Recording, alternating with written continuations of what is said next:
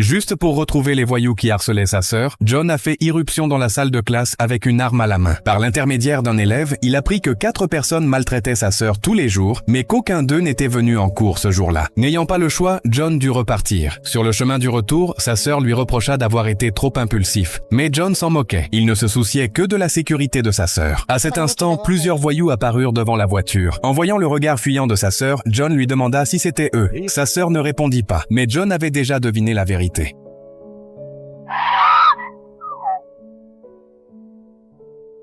Peu après, leur père apprit toute l'histoire. Furieux, il gronda John pour son imprudence, mais John ne pensait pas avoir mal agi. Au contraire, il estimait que leur père, trop absorbé par son travail, les avait négligés, lui et sa sœur. En tant que seul homme de la famille, John pensait devoir rendre justice à sa sœur. Cependant, son père le traita comme un voyou. Fou de colère, John quitta la maison. Ce n'est que 10 ans plus tard, lorsqu'il apprit une tentative d'assassinat de son père, qu'il revint accompagné de sa femme et de ses enfants. Mais dès son arrivée, il fut bloqué à la porte par Bart, son beau-frère, qu'il n'avait jamais rencontré. Il était évident qu'après le départ de John, Bart était devenu le bras droit de leur père. D'un seul regard, John a su que Bart n'était pas quelqu'un de bien. John ne fit pas de scandale en public et alla d'abord voir son père. En voyant son corps couvert de blessures après toutes ces années, la colère de John bouillonnait déjà. Son enquête ultérieure confirma ses soupçons. Le cerveau derrière toute cette affaire n'était autre que Bart. Après avoir découvert la vérité, John n'en parla à personne. Il s'approcha simplement de sa sœur et la serra fort dans ses bras. À cet instant, son cœur était rempli de culpabilité, car ce qu'il devait faire ensuite était d'éliminer Bart en secret.